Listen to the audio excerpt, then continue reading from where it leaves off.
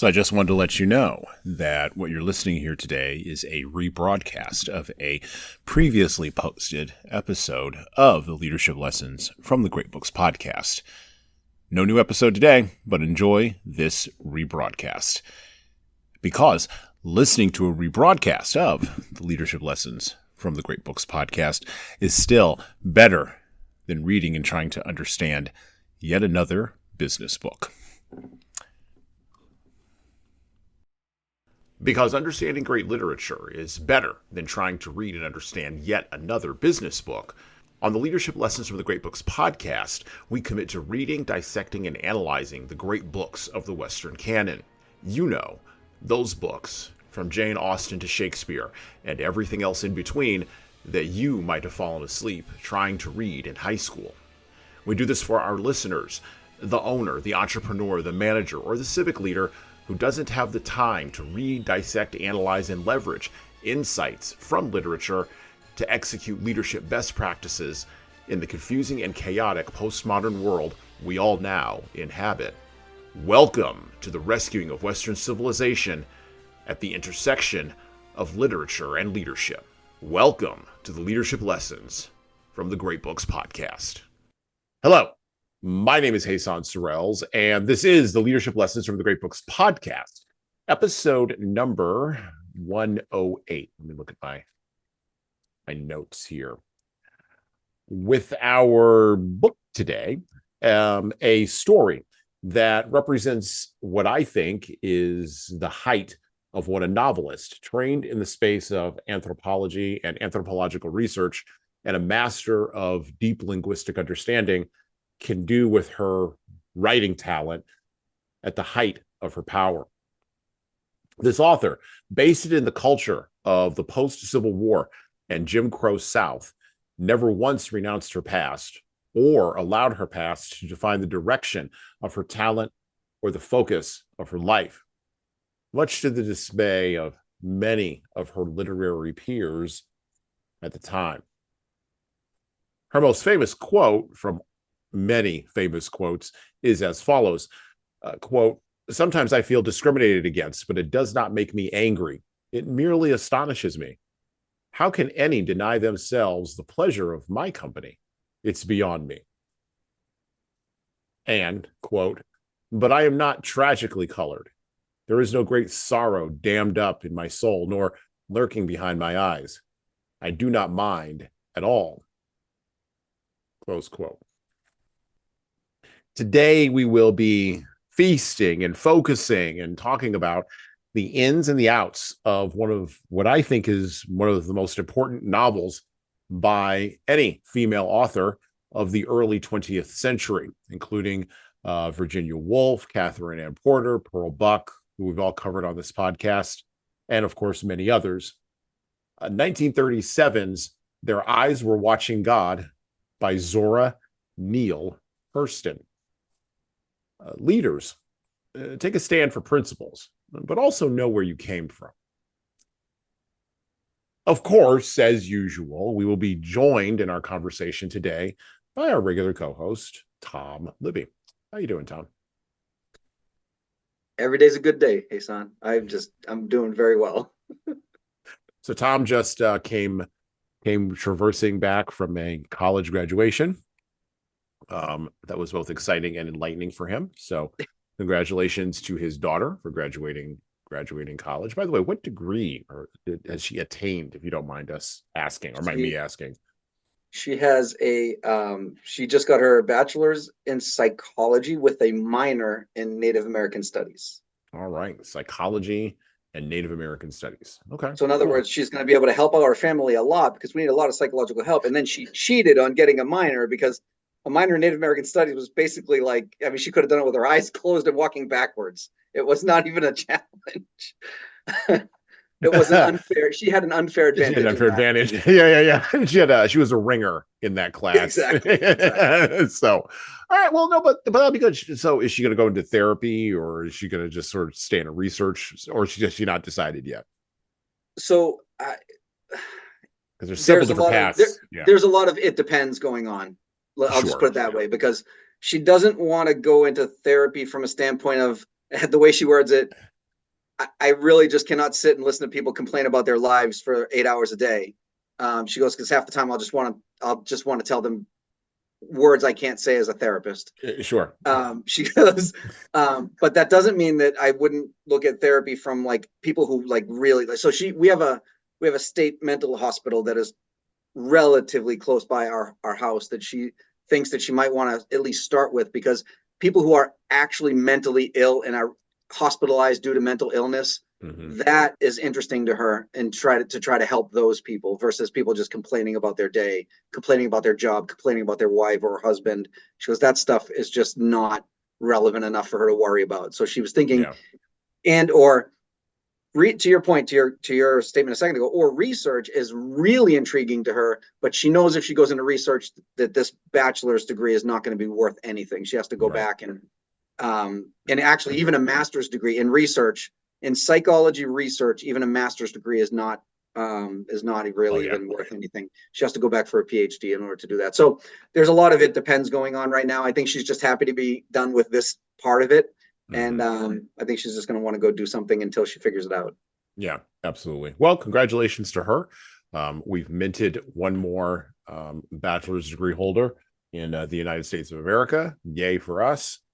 This is the time of year when we do mint them all, we do churn them all out. And look, one of the books they should be reading, whether they are graduated with a bachelor's degree in psychology, or they are a mere humanities major like myself, or even if they, didn't go to college, right? Is Their Eyes Were Watching God. I was telling Tom before we hit the record button on this sucker for today that I probably should have read this book like 10 years ago.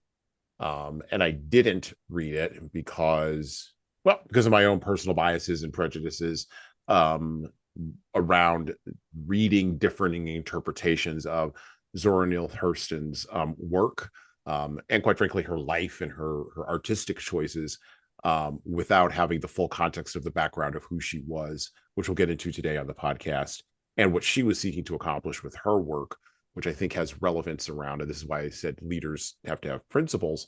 I think has relevance around that position, or not position, that posture towards principles. And so where this ties into Tom's newly minted graduating daughter is that it's a good idea to figure out your principles before you go off and take a position on anything, and so I would recommend more of that for folks in general in our country today.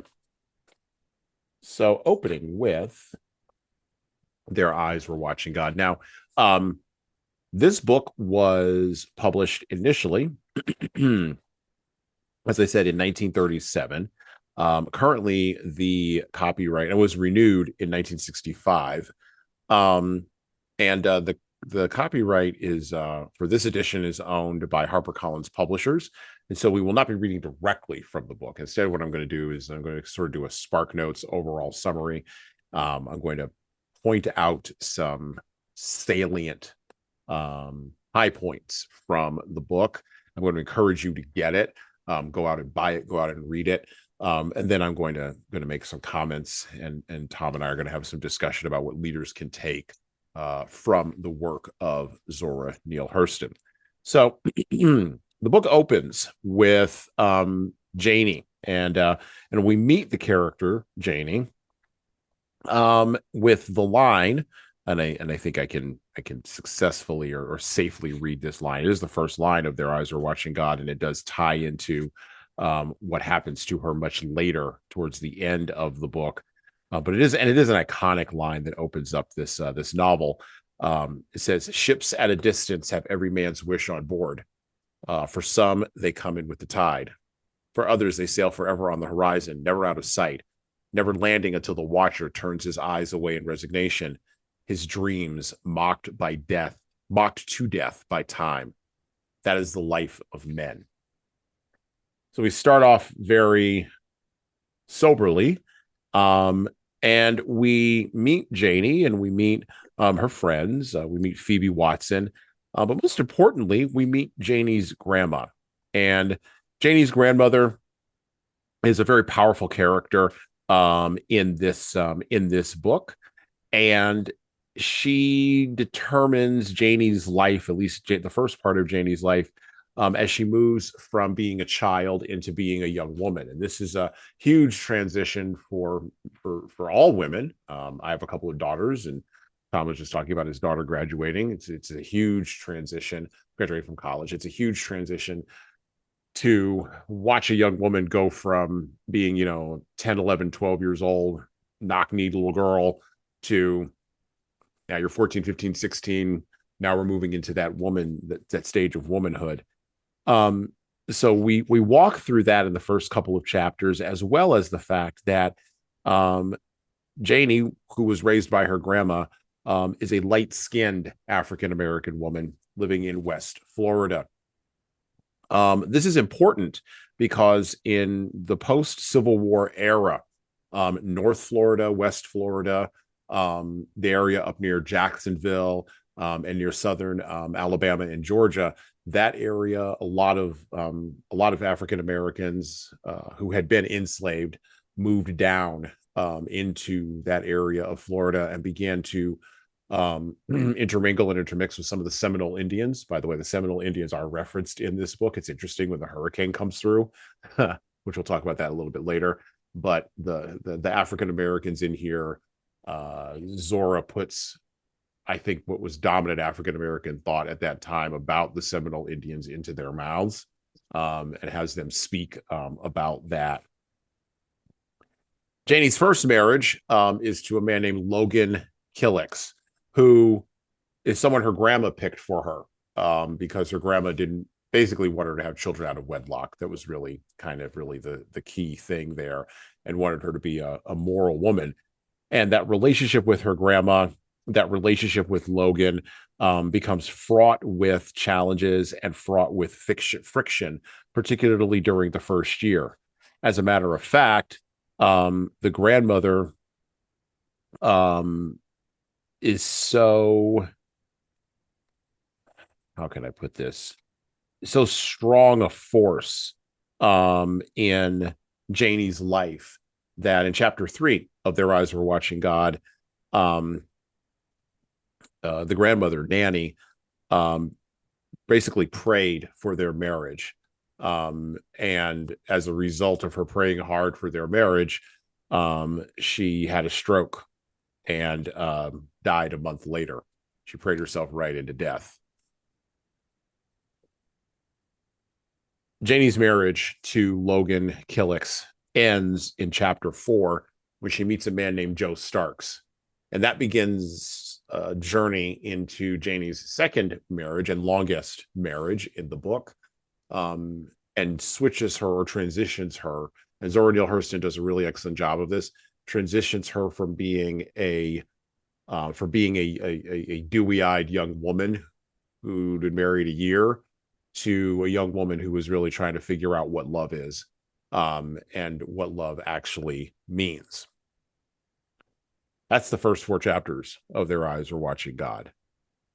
A lot of interesting things happen in there. Now, one of the things you're going to notice when you read this book, and we're going to come back to this again and again and again, is the dialectical choices of the language and the dialogue in Their Eyes Are Watching God. So if you do pick this up, you will notice that most of the speech is broken. Most of the speech is broken English, what we would call these days broken English.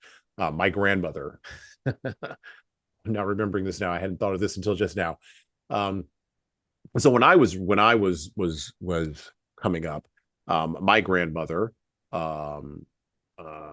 lived in my house. Right, we had a multi-generational household, and my grandmother's father was a sharecropper, one generation away from slavery. And my grandmother was one of like 12 kids, and started taking it in the wash when she was like 8. And she would object to me saying like here quite a bit. My grandmother raised me to speak in what is commonly known these days as a flat Midwestern vernacular. She wanted me to speak as if I could come from anywhere and go into anything. And if you don't have a video of me, or you haven't actually seen a picture of me online, you'd be able to listen to my voice and not tell if I was African American or Hispanic or white or what. And by the way, this has been a tool that I've used, not to give away the inner game a little bit, but I'll give you a little inside baseball. This is a tool I have used over the course of my life to flummox people, because very often when they have spoken to me on the phone and they have not met me and have not researched me online or don't have a video of me or never seen a picture, I speak like this. This is just how I talk. And we'll talk about the dialectical choices of Zora Neale Hurston here in a minute. But I've talked like this for years. It was pounded into me by my grandma, who said, and I quote, "There will be no dis here and dat dare in my house."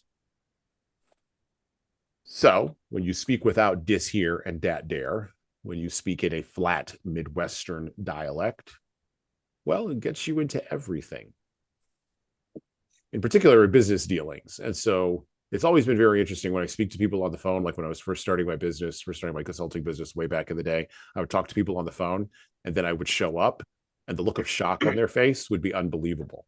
And I say, "Yes, you called me on the phone." It's not.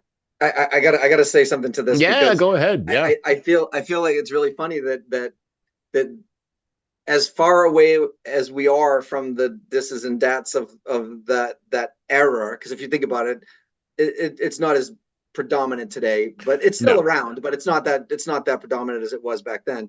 But the Boston accent, by the way, is living strong. Yeah. And Absolutely.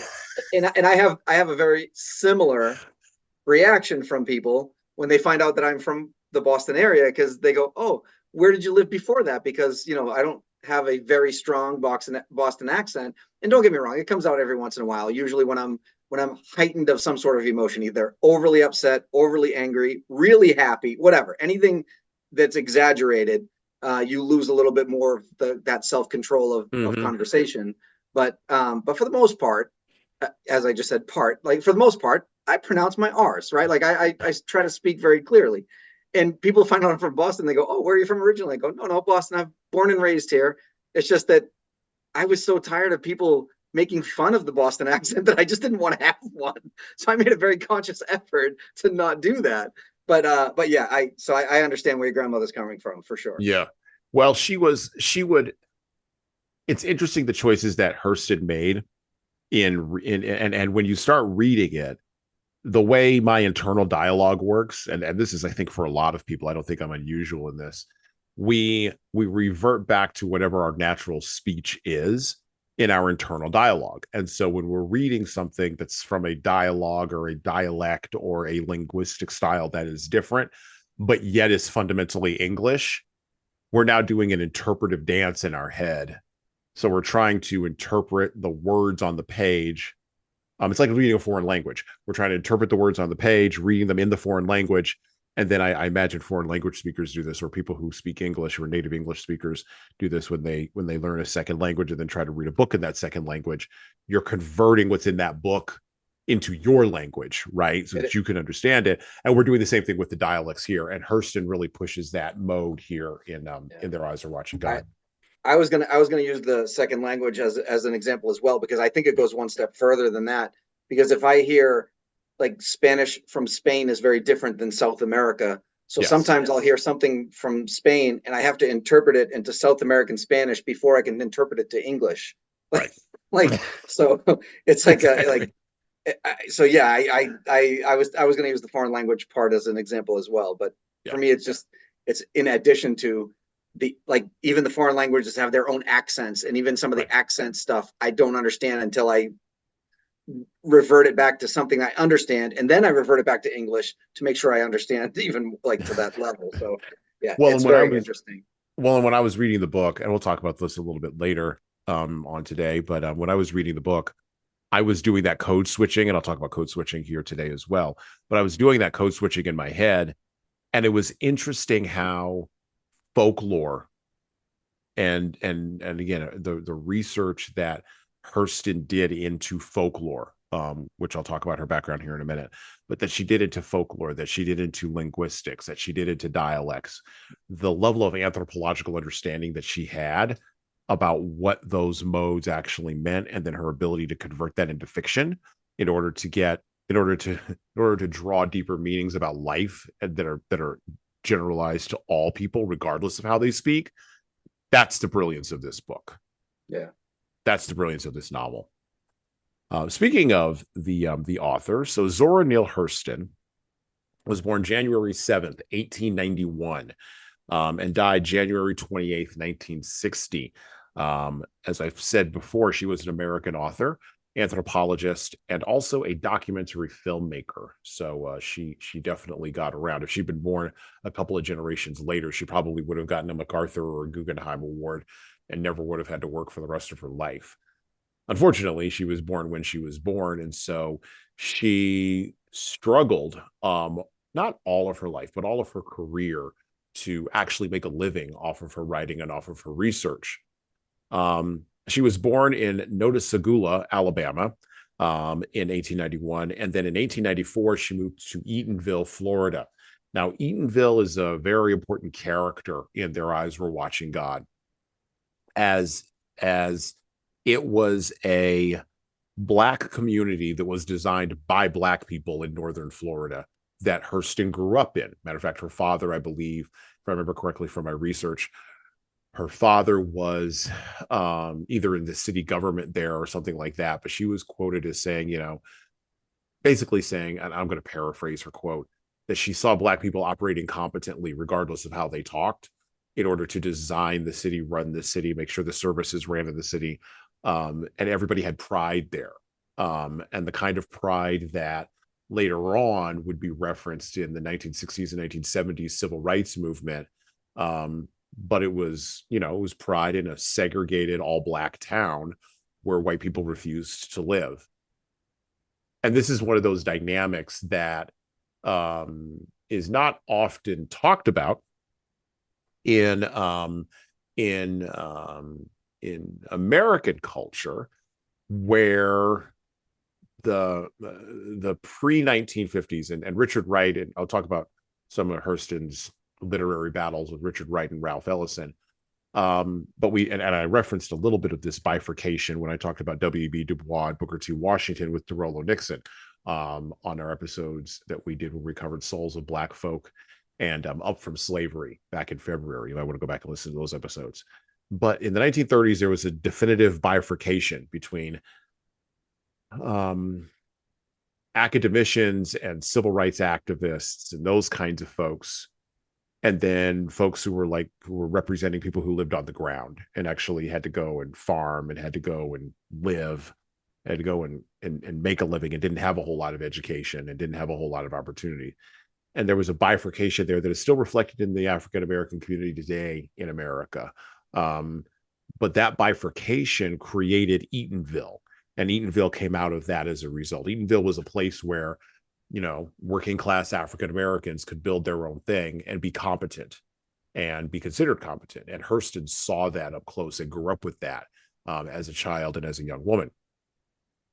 In her early career, Hurston conducted anthropological and ethnographic research as a scholar at Barnard College and Columbia University.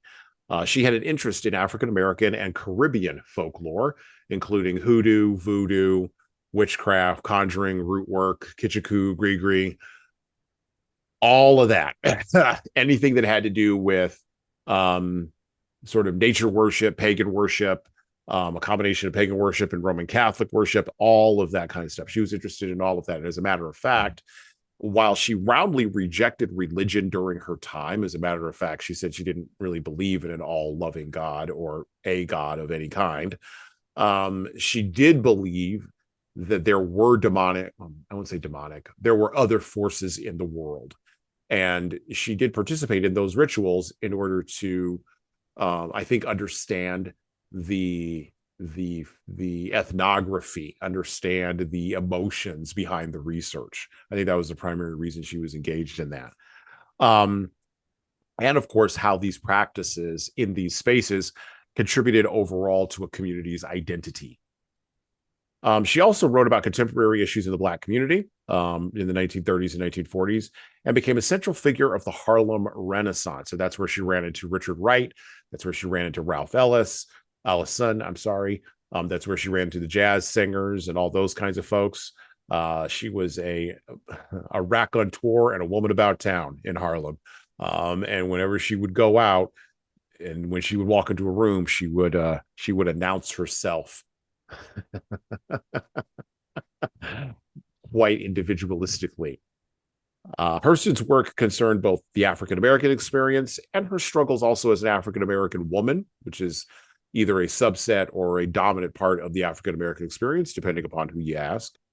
Now, her novels went relatively unrecognized by the literary world for decades, starting in the 1940s and 1950s and 1960s, and even the 1970s, for cultural and political reasons. As a matter of fact, in the 75th anniversary version of Their Eyes Were Watching God, and I'm going to ask Tom here a question in just a minute, the afterword is written by Henry Louis Gates Jr. He's the person, if you're not aware, who does DNA tests on African Americans, and then they find out how much all of us here are interrelated to each other in all of our genetics. He does this on PBS. If you have not ever seen this show, I mean, it's not just African Americans that he does this research with. It's also white folks and Asian folks, because we're all a multicultural mix here.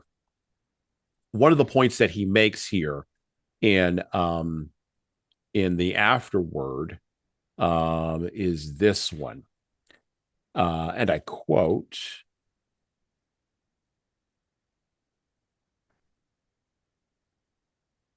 Hurston's achievement in Dust Tracks is twofold. Dust Tracks is one of her books. First, she gives us a writer's life rather than an account, as she says, of quote unquote the Negro problem. So many events in this text are figured in terms of Hurston's growing awareness and mastery of books and language and linguistic rituals as spoken and written by both by masters of the Western tradition and by ordinary members of the Black community. These two speech communities, as it were, are Hurston's greatest sources of inspiration, not only in her novels, but also in her autobiography. The representation of her sources of language seems to be her principal concern, as she constantly shifts back and forth between her literate narrator's voice and a highly idiomatic Black voice found in wonderful passages of free and direct discourse. Hurston moves in and out of these distinct voices effortlessly, seamlessly, just as she does in Their Eyes Were Watching God, to chart Janie's coming to consciousness. It is this use of a divided voice, a double voice, unrecognized and unreconciled, that strikes me as her greatest achievement, a verbal analog of her double experiences as a woman in a male-dominated world and as a Black person in a non-Black world, a woman writer's revision of W.E.B. Du Bois's metaphor of quote-unquote double consciousness for the hyphenated African American. Close quote. However, during the time that she was actually writing and alive, Henry Louis Gates is writing this afterward, many, many years after her death. By the way, she was buried in an unmarked grave that Alice Walker had to find in the 1970s after having died in an old folks' home unrecognized in the 1960s. She was criticized, Hurston was, for her use of this double consciousness and this double voice, and for actually publishing this out loud, and for her anthropological and linguistic references by writers like Richard Wright and Ralph Ellison during her time. And she got into literary battles with these guys because she wasn't going to back down to nobody, if I may be so bold. And so that's Zora Neale Hurston. That's a little bit about her. I would encourage you to go look at her just as a character in her own right. But to get Tom in a little bit more here, I know you didn't. You've been very busy doing a lot of things, graduations, traveling. Recently, we're in the Dominican Republic. Came back, not tanned or fit, but I mean, you came back. I came back in one piece. That was enough for me. You came back in one piece, right? So, and I know that you had mentioned that when you looked at this, you were like, "Oh my gosh, I should have read this." But what are some of your thoughts after sort of I laid out some of these ideas from Their Eyes Were Watching God and Zora Neale Hurston? What are some of your initial thoughts? Well, I think the first thing that pops into my mind is something that you said. I think of it a little differently, but you said something to as you were talking earlier, and you said something about the fact that you like had she been born today, Mhm. this would have been a very different world for her because she would have never had to work. She would have made a lot more money, and I agree with all that. And in that in Yeah, that she would have gotten framework, A Guggenheim or a Guggenheim Fellowship or a MacArthur grant. Somebody would MacArthur, have given yeah, her money. Yeah. somebody would have got you right. So what I would say to that too is like, not only did I think she was before her time in a lot of respects of how she handled herself, the way she presented herself, the way she came across, but I love the idea of the writing coming from an anthropological standpoint. Like she wasn't afraid to do the research and just show it. And you and I were talking about this before we hit the record button. It was refreshing to me that it was just so matter of fact and not Mhm. coming from a place of sorrow or pain or look at what. I don't mean that this, please don't take any disrespect to this, but like she never had this feeling or thing that somebody or anybody owed her anything. It was Mhm. like, I am who I am. We lived through what we lived through. I'm going to write this the way it's supposed to be written, and I'm just going to move forward. And I love that about her. I just Mhm. thought that was incredible when I was doing some of the stuff, and I was like, I this is a how you're always asked that question about like, oh, if you can go back in history and meet anybody you want, who would it be, blah blah blah, and everybody says like the obvious, right? Like pick a point in history, whether you pick you know uh FDR or Abraham Lincoln or Booker T. Washington or Benjamin Franklin, keep going back in time, Julius Caesar, and what, pick whoever you want.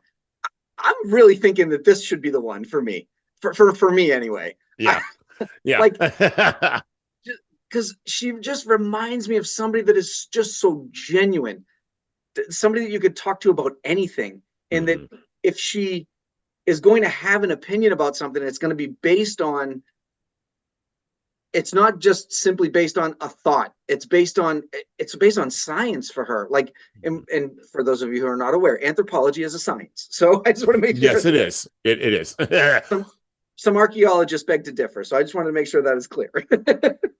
But anyway, like, so I thought it was fascinating. She reminded me, and what, like, because I read a couple of synopsis, a little brief history of her. I didn't read the full book here, but I did read a quick synopsis of the book because I wanted to at least understand what the book was getting at before I come on the podcast.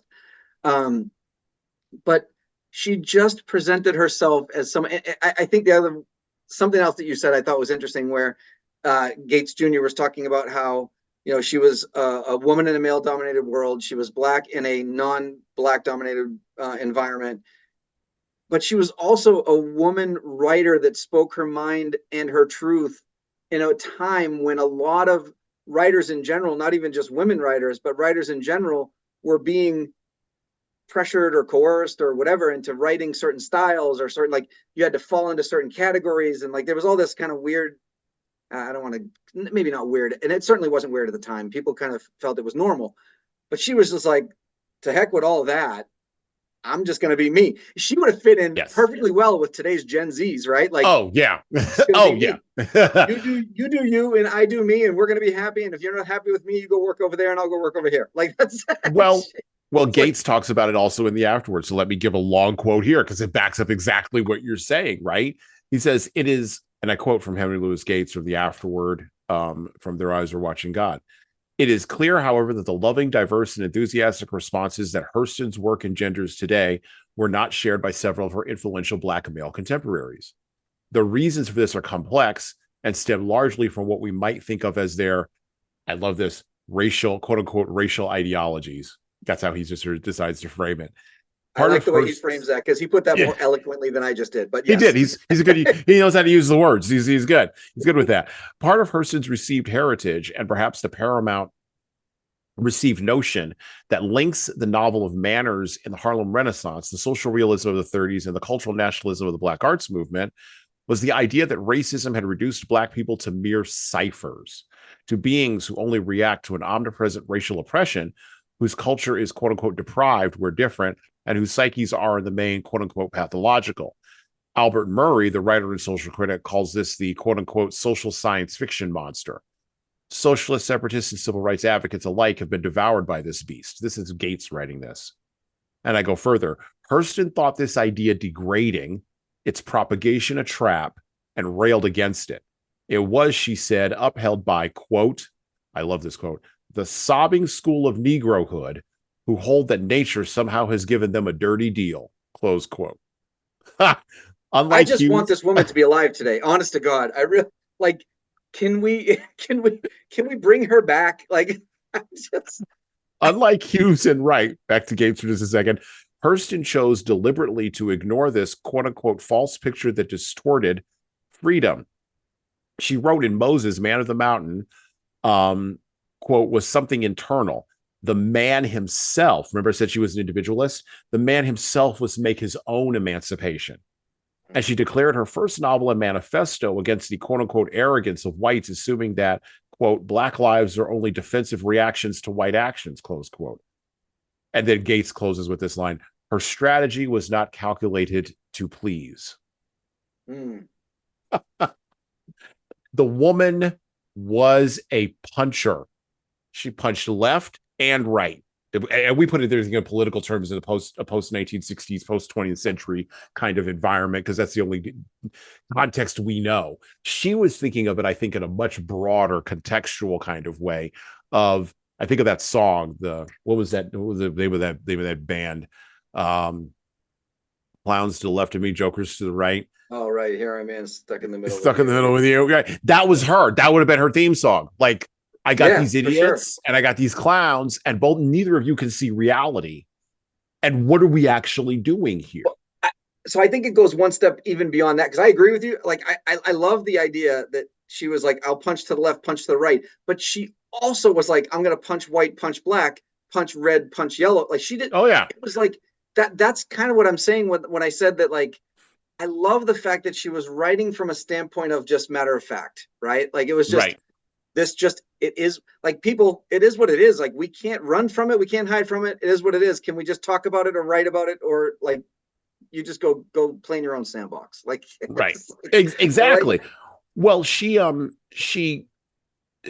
represents,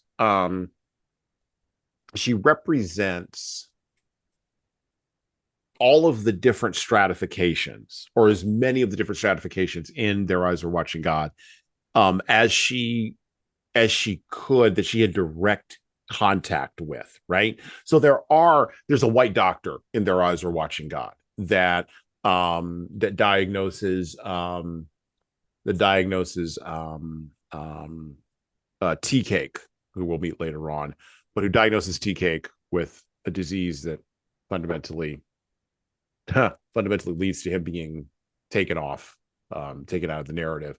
So there's a white doctor in there. There are people there, there's stratifications even among the working class and lower class and poor Black people. There are stratifications even there. One thing that I've often pointed out to folks, and I've done my fair share of social justice work and bias training. And one of the things that I always point out to folks in those trainings, and usually most of those folks are middle class folks, is people in the lower classes, people who are working class, they have their own culture that deserves to be respected. You may not like it. It's not a culture you would pick. You're middle class. You've picked your own culture. You're upper class. You picked your own culture. That's fine, right? But there is a, for want of a better term, I'm going to use the Marxist term, there is a class conscience among people who are poor, for want of a better term. Are we not to respect that? Not to say that we are not raising people up, but are we not to respect that? Because you can't really raise up somebody who you don't respect. You look at them through a lens of pity or grievance, which was the word you were looking for earlier, but you probably didn't want to say. I'll say it. Victimhood, which is another word we're kind of dancing around, but I'll say it.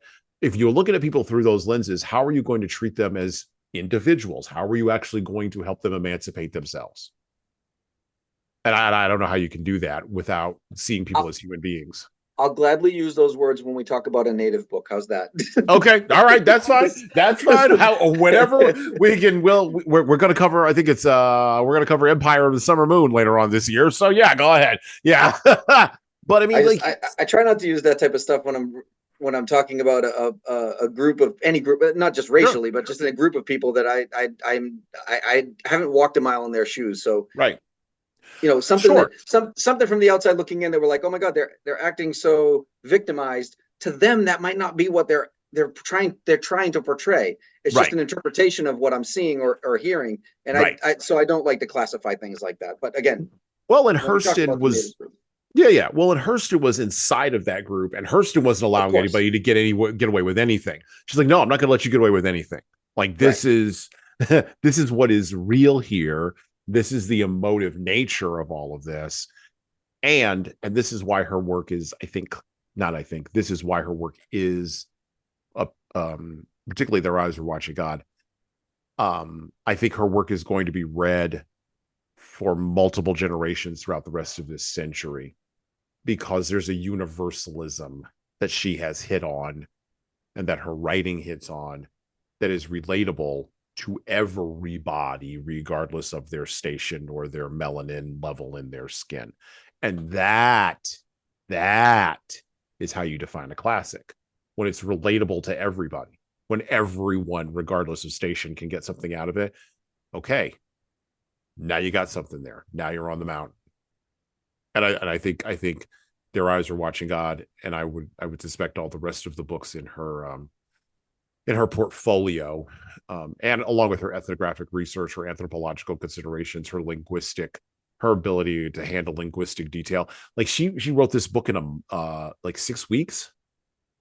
Oh, Jesus. Like it's insane. That is totally insane. Like it just because it just poured out of her, because she just had it. It just poured out. I wonder how quickly. So she not only lived it but observed it, right? So Yep. she observed it and lived it and then studied on it. Yep. I was thinking in my brain, I was trying to compare her to Pearl Buck a little bit, Mm-hmm. but I also recognize that there's a distinct difference where Pearl Buck wasn't of the race that she was Right. writing about, even though she did actually live it. She lived it, experienced it, and that was the same. But there was a stark difference to me, Mm-hmm. and even the styles. So like when I was looking Yeah. at the two, I was like, okay, because I respected Pearl Buck quite a bit too. But again, when I go back to Hurston, I was like, Pearl Buck would be kind of cool. I think that would be not, but first I want to meet her. I'm so sad that she's gone. Like I just really I would love to meet her. She reminds me of my grandmother, like because my Yeah. grandmother, similar situation. Like I'd come home from school and I'd be like, oh, I called my grandmother Gigi. I'd be like, oh, Gigi, like we were talking in U.S. history today about natives, and I brought up that I was native, and everybody laughed. And like, because for those of you watching the video, you'll see the color of my skin, and that Mm-hmm. you'll understand where I'm coming from. Um, and she would always say stuff like, "Well, that's their problem, not yours." Like she would always give me like, "So Yeah. why are you making that your problem? Like that's their problem, not yours. And if you internalize it, then you start." Again, I won't go into the whole Mm-hmm. details there, but the conversations I have with her feel like it would be very similar to with Hurston. So with Like, Hurston, yeah, yeah, yeah, like, yeah. Well, and Hurston was not. Sometimes you're too early. Like we know this as entrepreneurs, people who build businesses, oh yeah, been involved in projects. Sometimes you're just too early to the game, and you can't help it. You have this thing that's got to come out of you, and you do get a sense. I've had this sense on projects that I've worked on where I've been too early, where just I was ahead of the market, whoever the market or whatever the market was. You get that sense at a certain point in the project that maybe this isn't going to quite land, but you're so committed to doing it. You're like, screw it. I don't care if it doesn't yeah, land right now. Like you have that moment where you're like, where you think, I don't want to conform to my environment. My environment's going to conform to me. And now you're Jack Nicholson in The Departed. You're killing people, and you're like, whatever. we're Like here now. yeah, we're here now. we're here exactly. We're here now. You're having Matt Damon infiltrate the Boston Police Department. But she was early, I think, Well, and she yeah, of couldn't help course. it. But she had this thing in her. She had to get it out, And at the time, and Gates is correct, 30s social realism from, I mentioned Catherine Ann Porter, the writer of Pale Horse, Pale Rider. Catherine Ann Porter was writing in the 1930s in the social realism space. And she went and met, Diego Rivera. Frida Kahlo was operating during that period of time. There was a sense in the West that communism was working, socialism was the next step up from capitalism. We could get to that utopian paradise. Walter Lippmann was writing in the New York Times, just to sort of put some historical context around this. Walter Lippmann was writing in the New York Times about the greatness of Stalin's 5-year plan and how awesome everything was when he went to Moscow and how everybody looked happy. And there were no gulags. And that was actually, he didn't even mention that word because they never saw it on the tour. It wasn't. And by the way, this was the golden era before World War II really kicked off. There was some rumblings about some wackadoo named Hitler in Germany, but that was a European problem. So the 1930s were this weird sort of golden era of social realism in the arts, and this idea that you could ascend from capitalism to communism and achieve utopia because it had already happened in the Soviet Union. So the United States was right there, and then the rest of the West was right there. And Hurston looked at all that, I suspect, and went, no. And then just sort of said, I'm going to do my thing over here, and sort of walked away this way. And that's why I say she was early, because the things that we would find out much later around all of those areas, political and cultural, kind of put paid to all of that for the rest of the 20th century. So I can forgive those people. And I've said this on the podcast before. I can forgive people for having the idea that communism was going to be the next great thing up until about 1940, maybe. But then anybody born after 1940, come on, what are we doing? Right? Stop it. Stop with the Marxist rhetoric. Come on, we know where that leads to.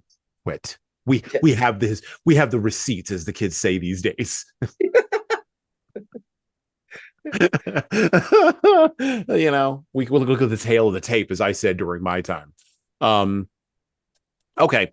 Of course, we're a leadership podcast, and I want to turn the corner here because we have a limited amount of time. I have a limited amount of time today, unless I'm going to do a 2-parter on this, which we may very well do a 2-parter. We'll see how far we get. But what can leaders, you think, just for your initial thought, what can leaders potentially take from Hurston's writings? Hello. So I'm going to do some shilling here, and hopefully this will be a pause in our riveting conversation for you. I have an offer for you. My most recent book is 12 Rules for Leaders, The Foundation of Intentional Leadership. It's available in paperback, hardcover, or as an ebook on Amazon, Barnes & Noble, Kobo, and any other place you order books. Now, in this book, I address the 12 leadership areas that I have found leaders need to be the most intentional in to be the type of leader followers actually want to follow.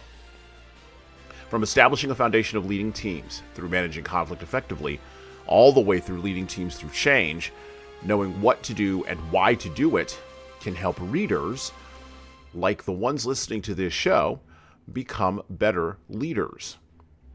Look, reading this book and living it is like getting coaching from me directly without having to pay my full coaching rate.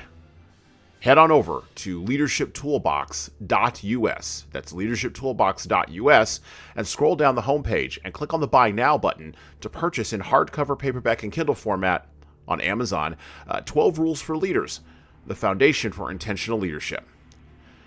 And that's it for me. Now back to the show.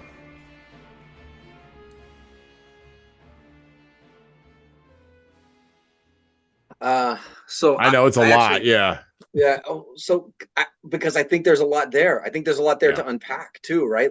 Right. So and some of it goes to what you were talking about with the entrepreneurial situation, but some of it doesn't. I think there's something to be said about knowing and understanding the pulse of your business how the pulse of your business interacts with the rest of the stakeholders, whether it be the community that it sits in, the customers, the employees, and so on and so forth. And being able to look at somebody, and I have this moral principle that I'm going to leverage with my company and not waver from it based on the impact of those other stakeholders. Mm-hmm. Because sometimes the impact of the stakeholders can be very strong, especially in today's cancel culture. Are you kidding? Right. Like, we've seen giant organizations almost get obliterated by the way that cancel culture just like gets blasted through social media.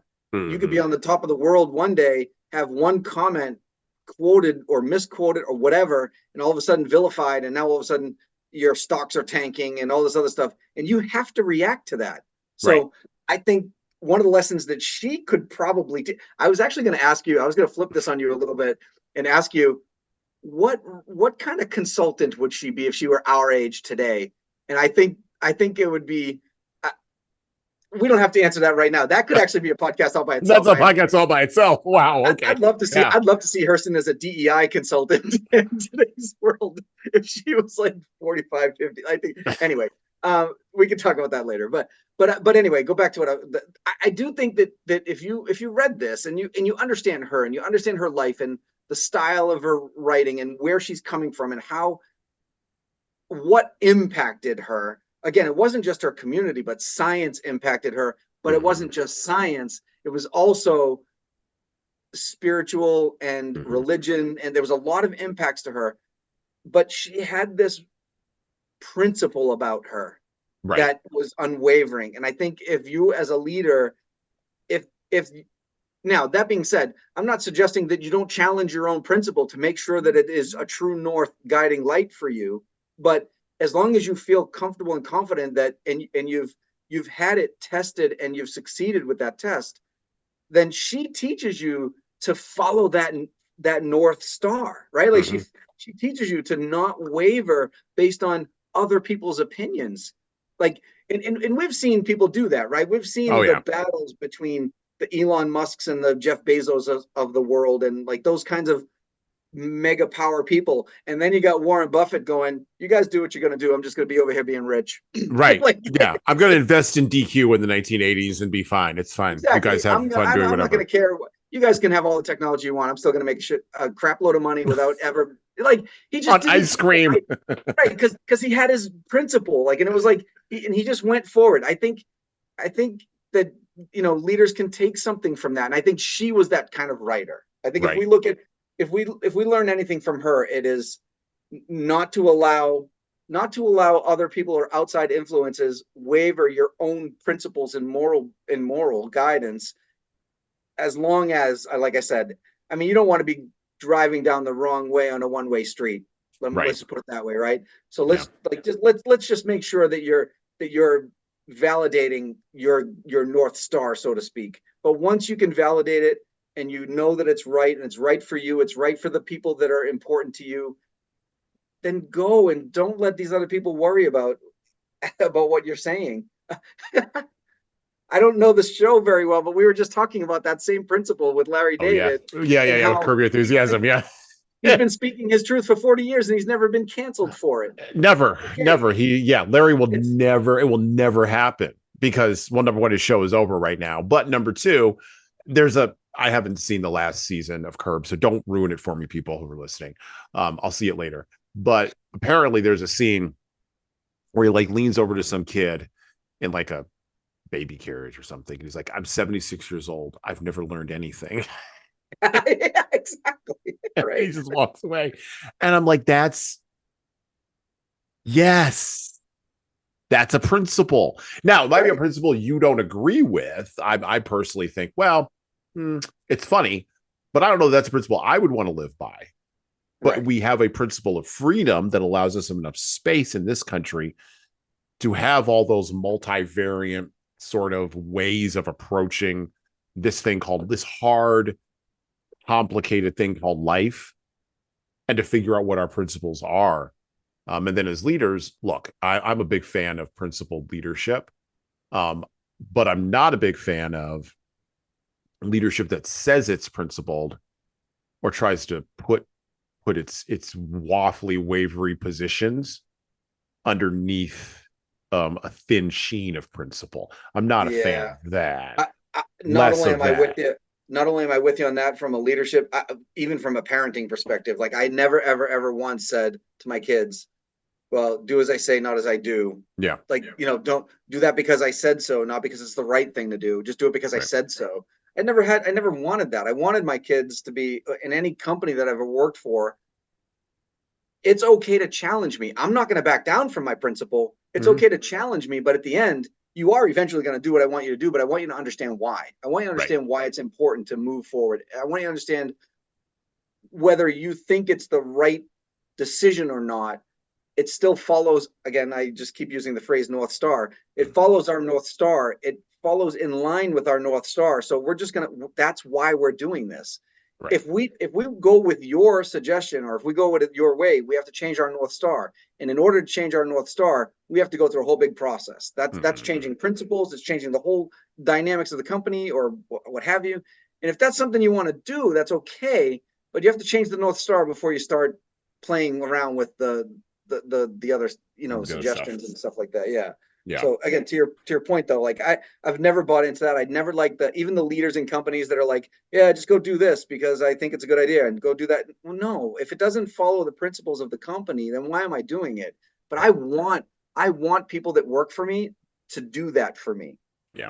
Notice I said do that for me, not to me. Not to you. I did notice No, because that. there's a distinct difference there, right? There's a distinct Yeah. difference. When you do something to me, it's challenging, it's combative, it's unproductive. When you do something to me, I have to defend myself.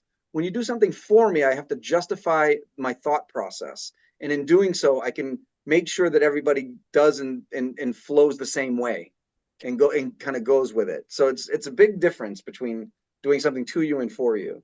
So it's interesting that you bring up that difference, because if we go back to the book, Janie is about to meet a gentleman named Joe Starks.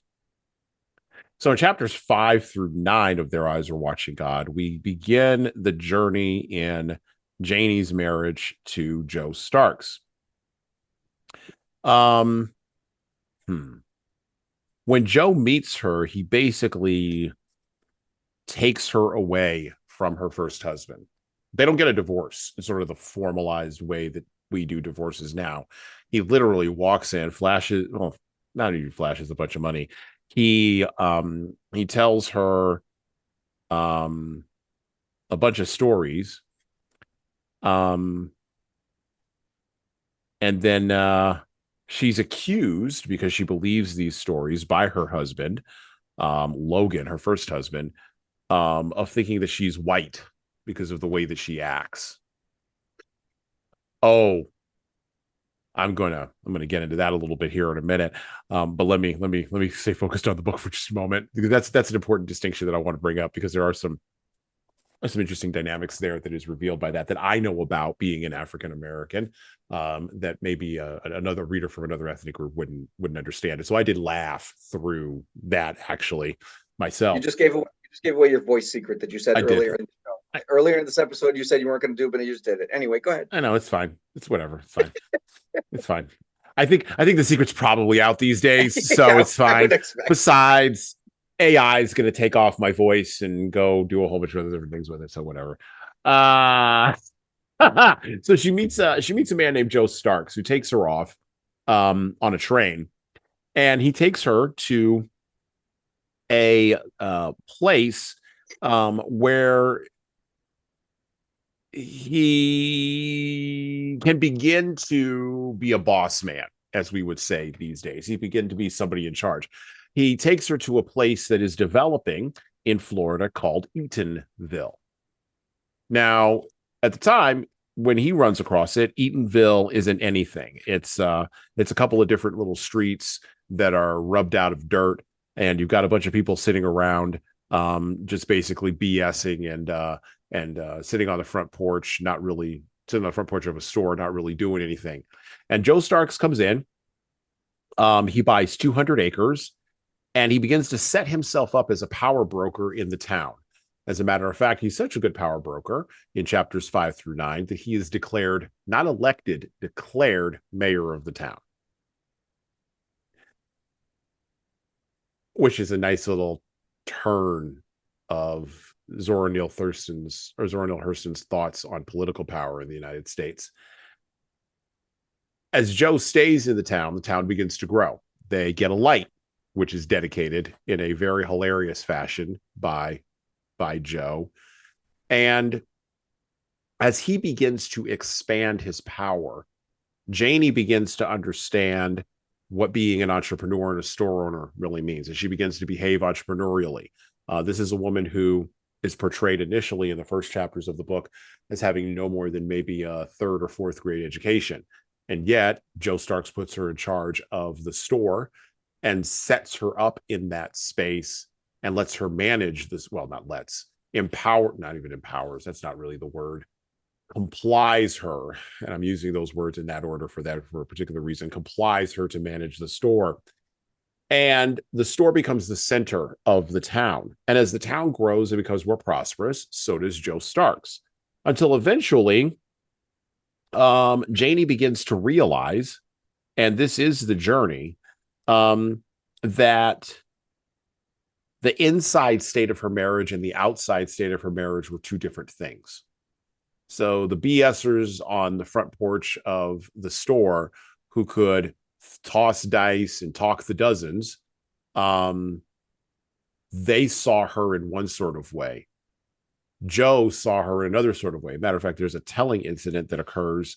I believe it's in chapter 6, late in chapter 6, early in chapter 7, where she's basically told to shut up and go back inside the store because she has position in the town now. Joe tells her that you're the mayor's wife. Your job is to merely stand there and look nice and manage the store. And as the inside state of her marriage and the outside state of her marriage begin to separate, and by the way, this is what I think Alice Walker and other post-1960s and 1970s feminist writers got from Zora Neale Hurston, was her separation in herself as a woman from Joe Starks as a man, regardless of race. This is where this sort of really begins to happen in chapters 5 through 9, until eventually Joe Starks, he gets sick, and I won't get into why he got sick, but he gets sick, and as he does, and this is on page this is on late in chapter 8, in Their Eyes Are Watching God. As he gets more sick, he begins to become more violent and abusive towards Janie. And there's a scene that occurs, and they're basically yelling at each other. And this is noted by Hurston, and I quote, "Times and scenes like that put Janie into thinking about the inside state of her marriage. Time came when she fought back with her tongue as best she could, but it didn't do her any good. It just made Joe do more. He wanted her submission, and he kept on fighting until he felt he had it. So gradually she pressed her teeth together and learned to hush. The spirit of the marriage left the bedroom and took to living in the parlor." That is a hell of a line, by the way. "It was there to shake hands whenever company came to visit, but it never went back inside the bedroom again. So she put something in there to represent the spirit, like a Virgin Mary image in a church. The bed was no longer a daisy field for her and Joe to play in. It was a place where she went and laid down when she was sleepy and tired." Close quote. Joe dies, of course, because in novels written by women, men die. And they die early and often. So he dies. And this allows her, such as it were like a flower, to begin to bloom into her late 40s, or not late 40s, I'm sorry, early 40s as a widow. And that's sort of where chapter 9 really trends downward, and we get into the back third of the book. A lot of different things going on in the middle parts of that with the Joe Starks marriage. We already talked about Zora Neale Hurston writing in the dialects of the people that she led. One point that we didn't, or that she lived around and that she researched and that she studied. One of the things that we didn't talk about, and I think it's important to bring this up, and I kind of obliquely referred to it when I talked about how I talk, is that we have in our brains whether we like it or not, and linguists like John McWhorter talk about this, and other linguistic researchers talk about this.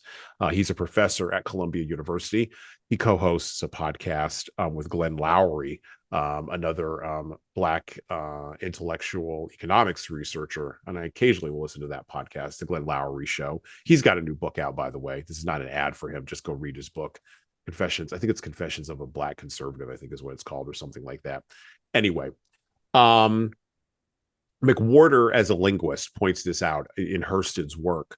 And he points it out as a larger trend that we actually see in not only American culture, but worldwide culture, where language is changed for cultural or folk reasons. The dominant dialect tends to look upon the minority dialect, and this is in all cultures, as being less than. And the speakers of that minority dialect as having less than in an intellectual capacity. And we don't like to talk about this in America because it seems vaguely prejudicial or somewhat biased, but it is true. Just because it seems prejudicial or biased doesn't mean it's not true. It just means it makes us uncomfortable. And this is part of the reason, I think, why my grandma, and probably your grandma too, Tom,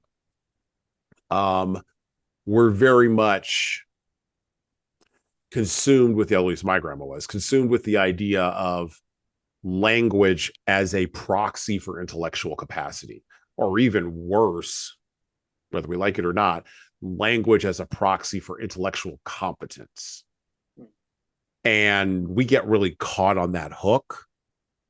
And even today, we have issues and challenges with, particularly in Black America. I mean, I remember a few years ago, might have been 15 years ago now, there was all this talk about Black English, that we should be teaching this to kids in school, or we should, right, or rappers. You see this with rap music. But something weird happened about 15 years ago, maybe 10, where we stopped talking about this. And I think it's because Kanye West sort of went off the rails a little bit. But rap music has sort of shifted around, and they were the more popular purveyors of this sort of idea of a particular linguistic flavor that wasn't tied to intellectual capacity, but was instead tied to entertainment. Competency and language have to be teased apart by leaders, I think. And this is actually one of the challenges, and I think this is the core challenge that DEI is trying to solve. It's this idea that we have in our heads, which is deeply embedded, I think McWhorter would say that, into almost our biology, that anyone who talks different must be different all the way down. It's not just, oh, they talk a little bit of a different dialect, but they have the same intellectual capacity and competency as me, so I should just trust them. I think that we fight against our biology and our psychology in that all the time. And I don't know how to solve that problem. I don't think a DEI program solves that problem.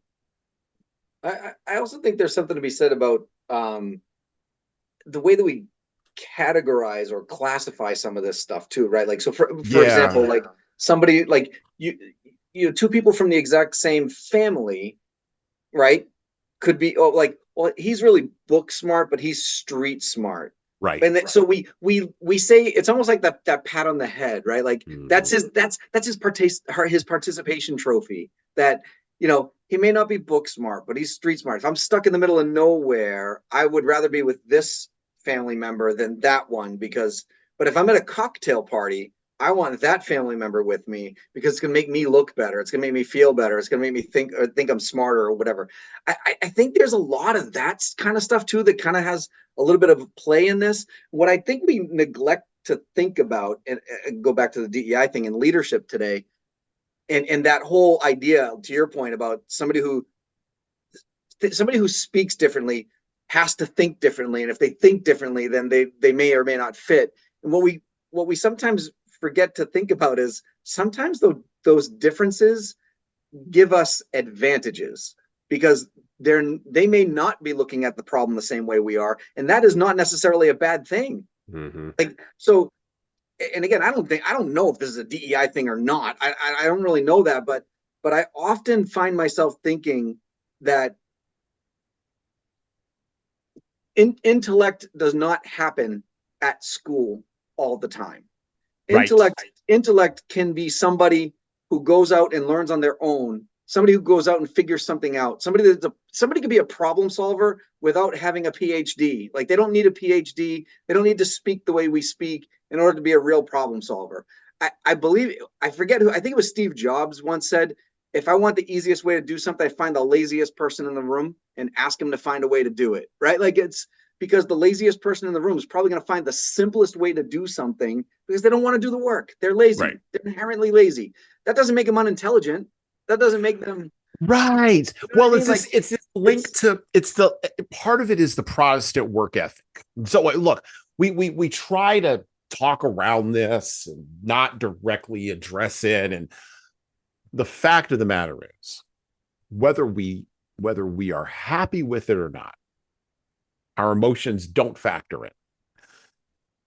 The people that came to this country from Europe had a very specific worldview. Mm. And their worldview was based on Protestantism. And specifically, German Lutheran Protestantism, tied to the idea that you work along with getting the grace of Jesus to get into heaven and improve the world. We don't like that in our postmodern era. That makes us uncomfortable and weird. But that's such a strong idea that in America, now I can't speak for other countries, obviously. Canada is different. Mexico was different with the Spanish. Canada's different with the French. And then other countries, forget it. Like, I can't speak to any of that.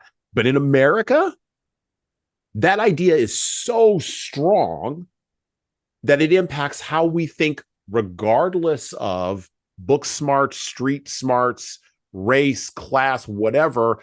It impacts how we think of what people produce as far as work. Because Joe Stark's, one of the fascinating things about Joe Stark's in Their Eyes Are Watching God, he goes off and buys 200 acres to expand the town of Eatonville, and he's a competent mayor.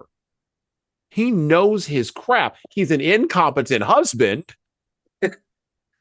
He doesn't know how to lead his wife,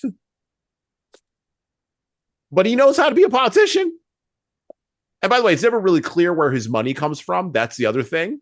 You talk about being lazy. It's not clear where his money comes from. And Zora Neale Hurston isn't saying he gets his money illegally, but he literally just shows up to Janie's with money. with money. And like it's never explained. And she doesn't ask. She's just so excited that he showed up with money because she's like a 17, 18-year-old girl. Yeah. And over the course of 12 years, she doesn't ask. It's not in the book. She doesn't ask, where'd you get your money from? She doesn't ask that question. She just observes how he uses his power, how he uses his competency to get power, and then how that power gets him more competency. She observes that vicious cycle. In America, because of how everything else is layered on top of the Protestant work ethic, we have a real hard time teasing apart all that. Mm. I think because we have such a hard time teasing apart all, because not bowling ball. I think of it like a ball on a billiard table. That billiard ball hits a bunch of other different balls. Yeah. And cause and effect for us doesn't, just as human beings, just in general, doesn't. We struggle with cause and effect. Yeah. I think part of it too is I think we are also, we're having less and less children, which gives us less and less exposure in a very private setting to different personalities. Right. Like I said, I mean, I have 5 kids. All 5 of my kids are very different. Oh yeah, I got 4. Yeah, yeah.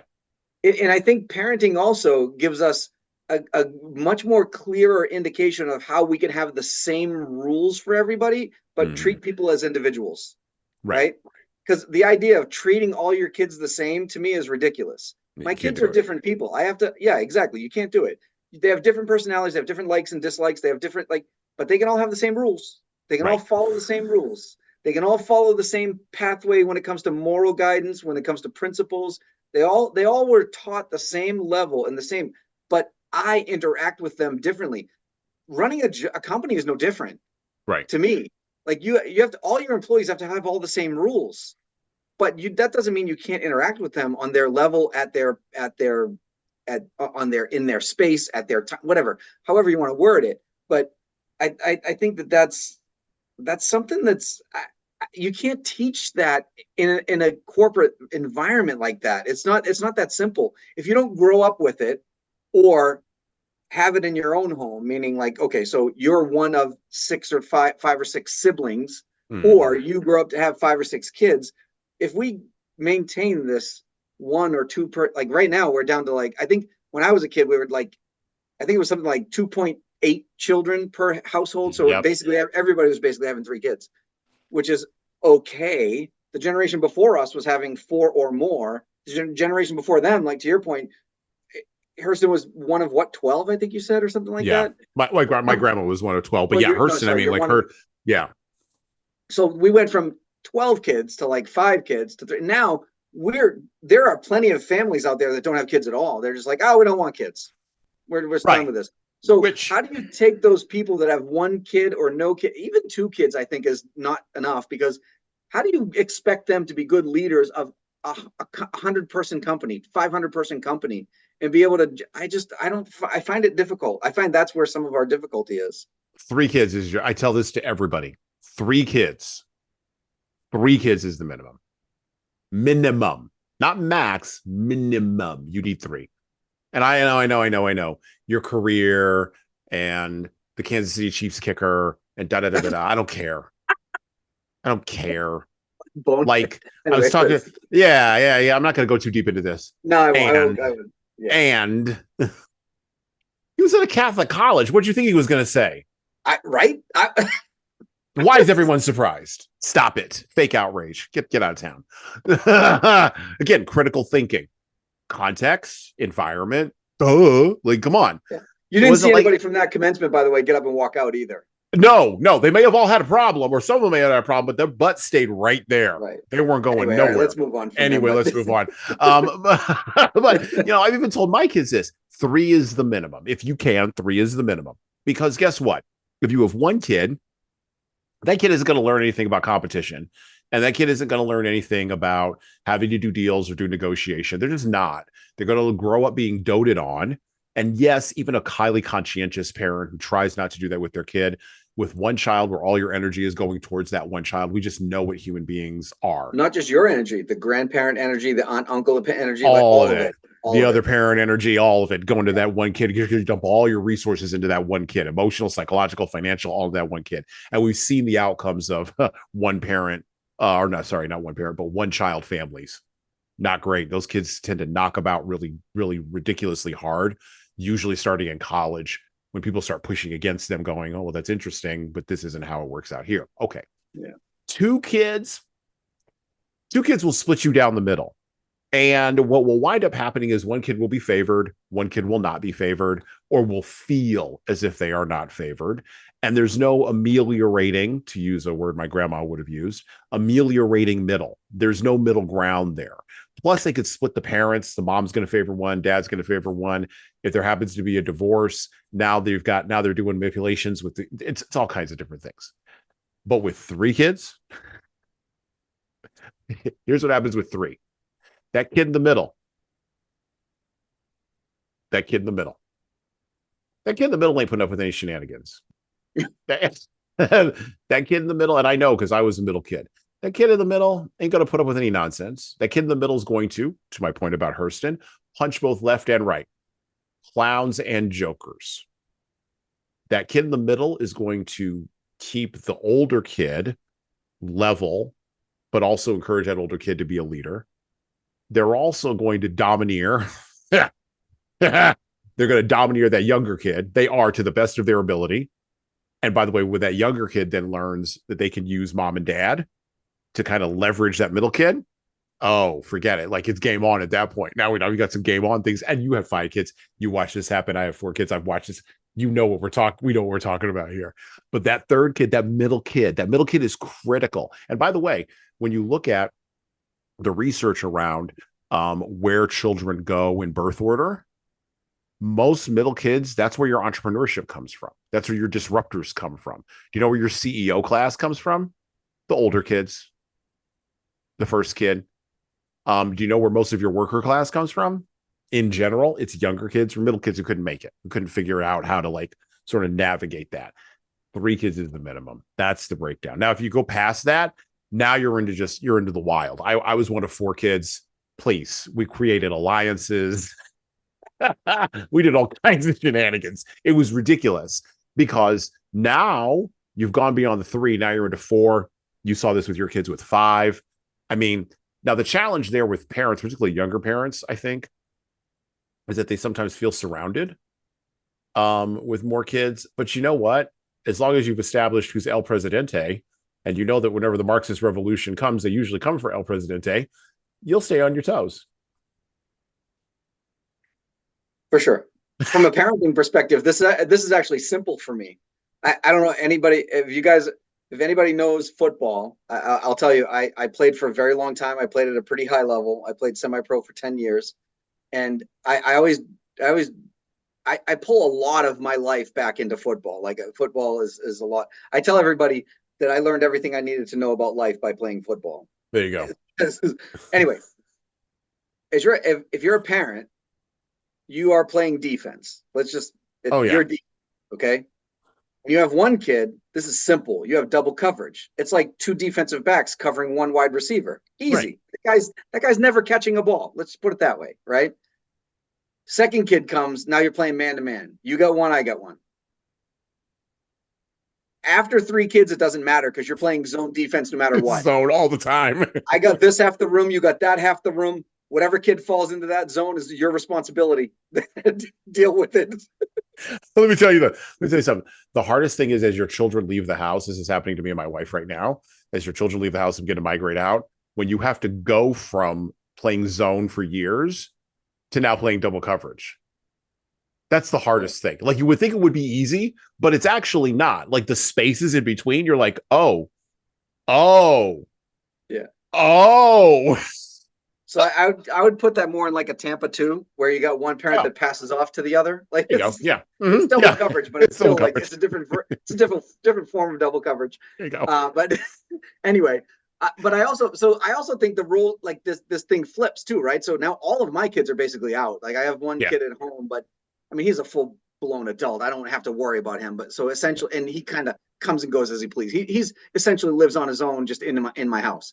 Mm-hmm. So I look at it differently. Now I'm on offense. I don't have to worry about defense anymore. I don't have to protect you anymore. I don't have to cover you anymore. Now I get to play offense. So now I'm like, oh, I want to come take the grandkids and spoil the crap out of them. And good luck to you when I bring them home, because that's I don't have to worry about I'm receiving the child and then I'm passing the child back to you. Look at that. That's right. That's right. I have been saying for a few years now. Well, not a few years. Really started saying it this year. I'll probably say it more as I get more gray hairs. That's coming. But like the lack of pressure of being a grandparent, I don't think I'm ready for that. I'll be honest. I don't really think I'm ready. I don't think I'm ready for that lack of pressure. I'm ready. I'm ready right now. I'm still in. And by the way, I'm speaking as a person who has like a 7-year-old. I'm going to be in the pressure cooker for. Please give me a break. You've got another 10. You got another 10 years. I got 10 years in the pressure cooker. But I realize how fast 12 years goes, and I'm like, well, at a certain point, there won't be. Wow, what am I going to do then? Like that's going to be insane. I'm like, somebody asked me once if I was worried about empty nest syndrome, and I went, empty what? Right. Yeah. I don't even notice that they're gone at this point. I have so much going on. Like I'm just happy. I was happy when they hit like mid to late teens, and I didn't have to like have my thumb on them all the time. I was all right, good. Now I know. I know. I have a relative idea where you are. That's enough. That's enough. That's enough. One other point about this that I wanted to bring up, and then actually we are going to have to do a 2-parter because I've got another appointment today. Look at that. We are going to have to do a 2-parter. Oh, that's okay. We'll come back. We'll finish out. Their Eyes Are Watching God is so good. We're at the right of the midpoint of the book anyway, so we'll finish out the book. Perfect. Yeah. So when I was a kid, because of how I talk, I was often accused by other kids of talking white. And this is a phenomenon. And by the way, Hurston mentions this in her book, like out of one of her characters' mouths, and not just once, but several times, putting on airs, acting white. There's a character in here named Ms. Turner, who is light-skinned, just like Janie is. and goes on a rant about how she doesn't like dark-skinned Black people and how she wants to separate away from them, and tries to get Janie to leave Tea Cake and go, because Tea Cake's dark-skinned, her third husband, and get her to go with Ms. Turner's brother, who is light-skinned and has straighter hair. This is a dynamic in the Black community that, again, very rarely gets talked about. Or maybe it, I would say very rarely, in the past was rarely talked about, and now is probably talked about more, as Black Americans and African Americans become just Americans. I think we're well down the road to migrating towards that, whether we like it or not.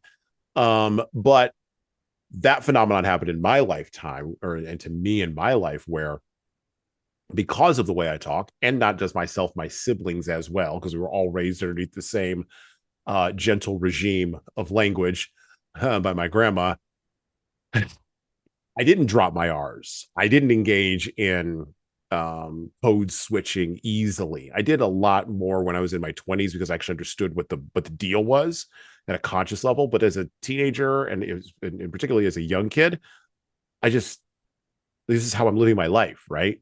And I would get a lot of flack from other people. Matter of fact, I'm writing about a particular incident that occurred with my mother, where she was accused. She disciplined us in public, and she was accused by another woman who was also African American of raising her kids to be white, and my mother had an unpredictable reaction to that. Let's just say that.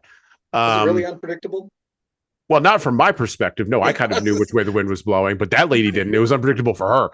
Okay. I get that. There were multiple viewpoints on this particular incident that I remember, and this had to have happened when I was maybe about 7 or 8.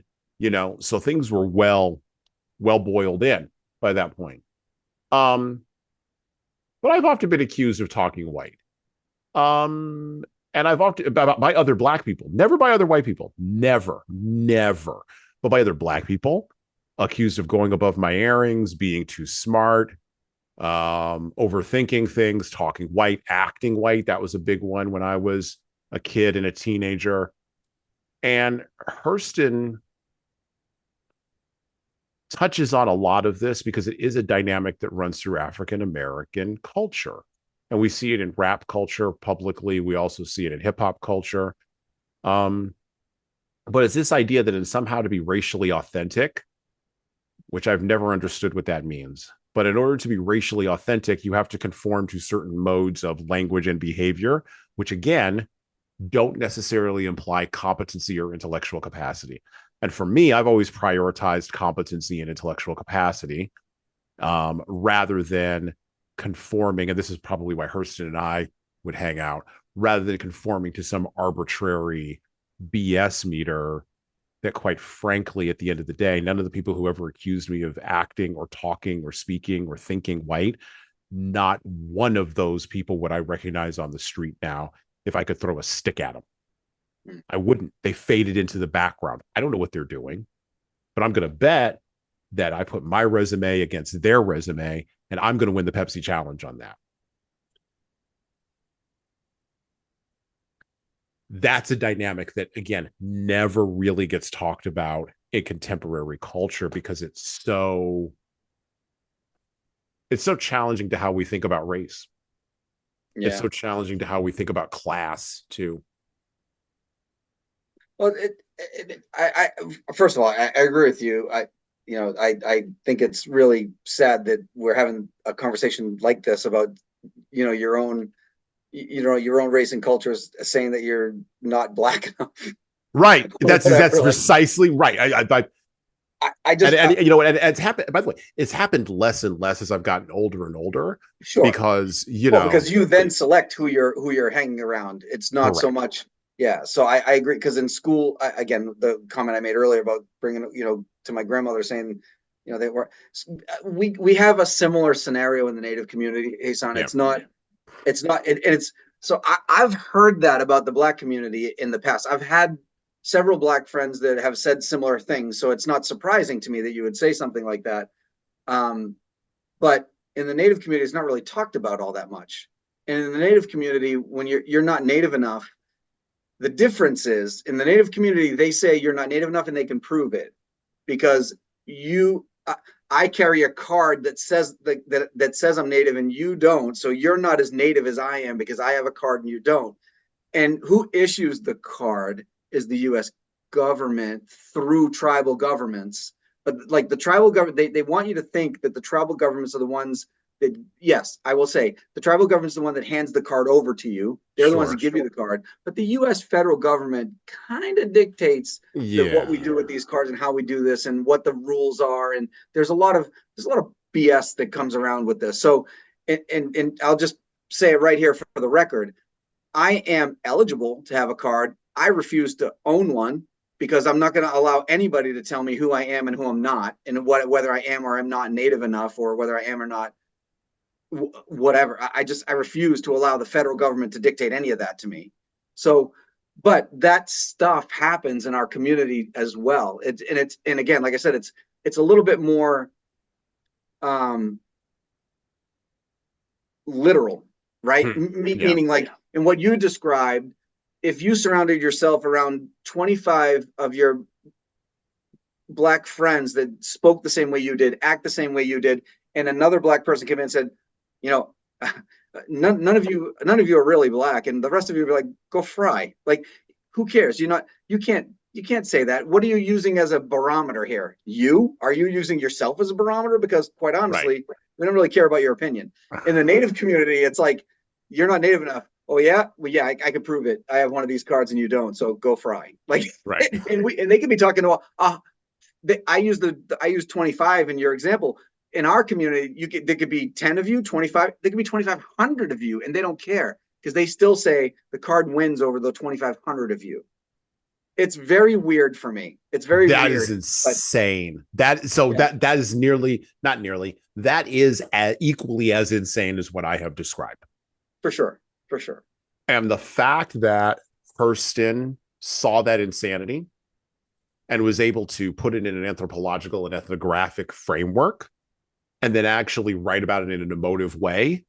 Yeah. That rings down through time 70, 80 years to me. That's brilliant. That's art. Yeah. That's art. And I'm not even, I am not kidding. I wish you were alive today. I would love to have met this person. I really would have. She was a genius. Yeah. And she also, and I'm going to close on this, she also had principle. And the same principle that Tom talks about not getting a card, the same principle that I have about, and for me, it's a metaphorical and an emotional and a philosophical rejection of the position. I just reject your position. I don't accept your premise. And by the way, you don't even want to talk about what your premise is underneath. You just want to make your statement and tag me and then put me in a box and then move on. No, I don't accept the premise. That is what principle walked out actually looks like. And it's the principle of, and it's the same principle that Hurston had in her own life. It's the principle of the individual over the group, the individual over the collective. You need to get to know me as an individual, just like I need to get to know you as an individual before we can bring individuals together and successfully lead them towards anything. And if we don't do that hard work, then we fall into biases and prejudices that are even more pernicious and endemic and continue to lead to problems that I think we are doing our human best anyway to actually try to solve. I'd like to thank Tom for coming on the podcast today. We're going to do a part 2 of this. We're going to come back and revisit this because we only got through half of the book. So this is part 1. I think I would enjoy that actually. Yeah. Well, you're going to be back for part 2. So like, I don't know where you think you're going. So I'm not doing this without you. Come on, give me a break.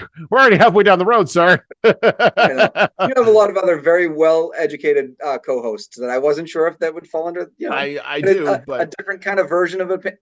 Hey, I'm just saying, I'm happy to do it. I'm very excited about it. Not only are you happy, you are doing it. You've already been tagged and bagged. You're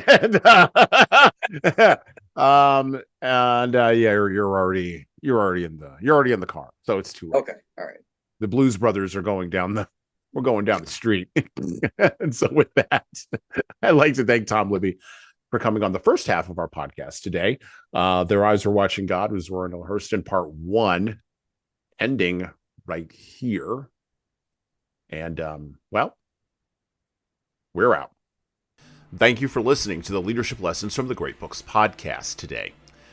And now that you've made it this far, you should subscribe to the audio version of this show on all the major podcast players, including Apple iTunes, Spotify, YouTube Music, and everywhere else where podcasts are available. There's also a video version of our podcast on our YouTube channel. Like and subscribe to the video version of this podcast on the Leadership Toolbox channel on YouTube.